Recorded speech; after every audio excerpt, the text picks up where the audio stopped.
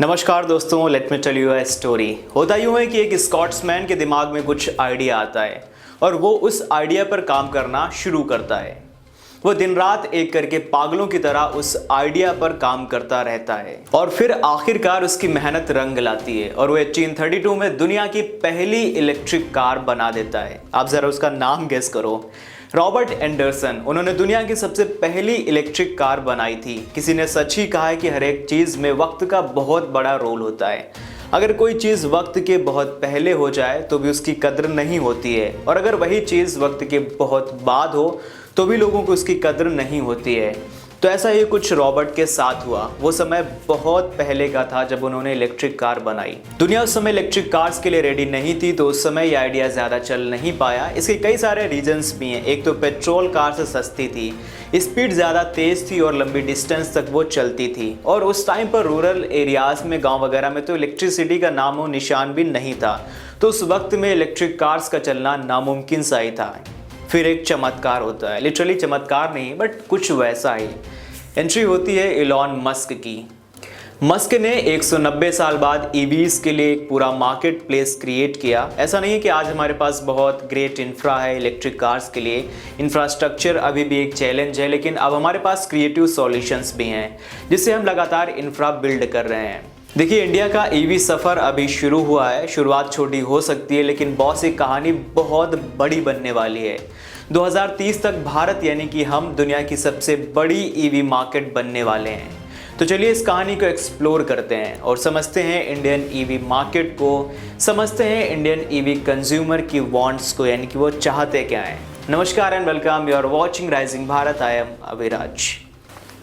चलिए सबसे पहले बात करते हैं गाड़ियों के बारे में और हमारे रास्तों के बारे में। इंडिया के रास्ते और यहाँ का ट्रांसपोर्ट सिस्टम दुनिया से अलग है। जहाँ यूएस और जर्मनी में ज़्यादातर लोग 4 व्हीलर्स चलाते हैं, वहाँ इंडिया के रास्तों पर 2 व्हीलर्स और 3 व्हीलर्स का राज है। हर रोज़ लगभग 1 बिलियन लोग इनसे ट्रैवल करते हैं। एक रिपोर्ट के मुताबिक सिर्फ 22 इंडियंस पर 1000 के पास कार है, जबकि यूएस में ये नंबर 980 और यूके में 850 है।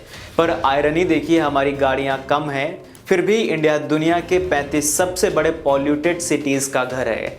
ट्रांसपोर्टेशन सेक्टर अकेला 13% ग्रीन हाउस गैसेस एमिट करता है। पॉल्यूशन के इस अलार्म ने लोगों को और कंपनीज को एक नई सोच दी है, और वो सोच का नाम है सस्टेनेबल मोबिलिटी।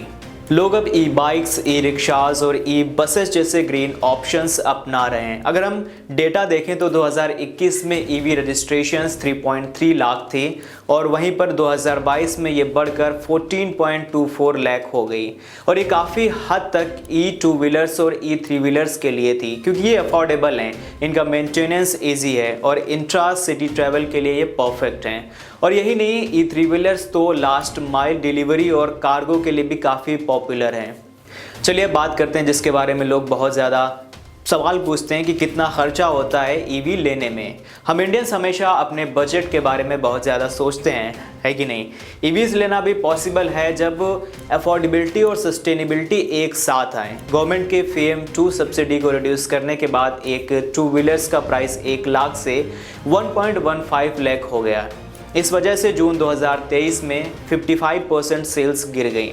मैं मानता हूं कि प्राइस बढ़ने से सेल गिरी है, लेकिन ईवीज़ के एडवांटेजेस भी हैं जो शायद हम इग्नोर कर रहे हैं। EVs maintenance cost petrol cars से काफ़ी कम है, सिर्फ 1000 रुपये से 2000 रुपये तक। तो वहीं पर जो पेट्रोल कार का मेंटेनेंस है वो 4000 रुपये से 5000 तक है।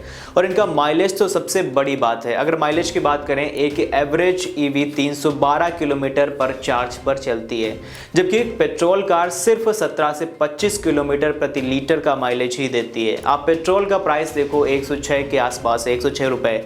पेट्रोल कार चलाने का कॉस्ट 4 रुपये से लेकर 6.2 प्रति किलोमीटर है, जबकि ईवी का कॉस्ट सिर्फ 1 रुपये प्रति किलोमीटर से भी कम है। तो जो पैसा आप इनिशियली ईवी खरीदने में लगाते हो, उसका पूरा फ़ायदा फ्यूल एफिशिएंसी से निकाल सकते हो।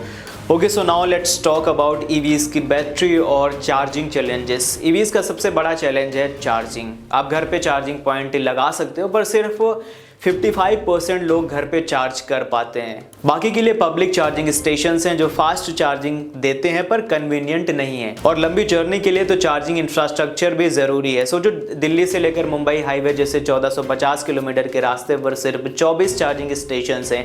ये प्रॉब्लम सॉल्व करने के लिए मिनिस्ट्री ऑफ पावर का प्लान है कि हर 3 किलोमीटर के एरिया में चार्जिंग स्टेशंस लगाएं। इंडिया में ईवी को बूस्ट करने के लिए और टारगेट कंप्लीट करने के लिए गवर्नमेंट का टारगेट है 30% प्राइवेट कार्स ईवी हो जाएं, यानी कि जो प्राइवेट कार ओनर हैं वो 30% लोग ईवी चलाने लग जाएं, 70% कॉमर्शियल व्हीकल और 80% 2 व्हीलर्स और 3 व्हीलर्स ईवी में कन्वर्ट हो जाएं।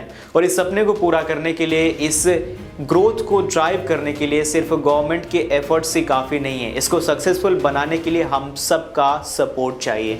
जब इंफ्रास्ट्रक्चर बेटर होगा और बैटरीज इंडिया स्पेसिफिक बनेंगी, तभी हमें ग्रीनर और क्लीनर फ्यूचर की तरफ बढ़ पाएंगे। So what do you think? क्या आप रेडी हो ईवी की राइड लेने के लिए? Share your views in comment. By the way, अगर आपको ये वीडियो अच्छा लगा हो, ये इन्फॉर्मेशन अच्छी लगी हो, तो आप अपने दोस्तों के साथ, अपनी फैमिली के साथ और जानने वाले लोगों के साथ इस वीडियो को शेयर कीजिए। मिलते हैं नेक्स्ट वीडियो में, तब तक के लिए शुक्रिया। अलविदा।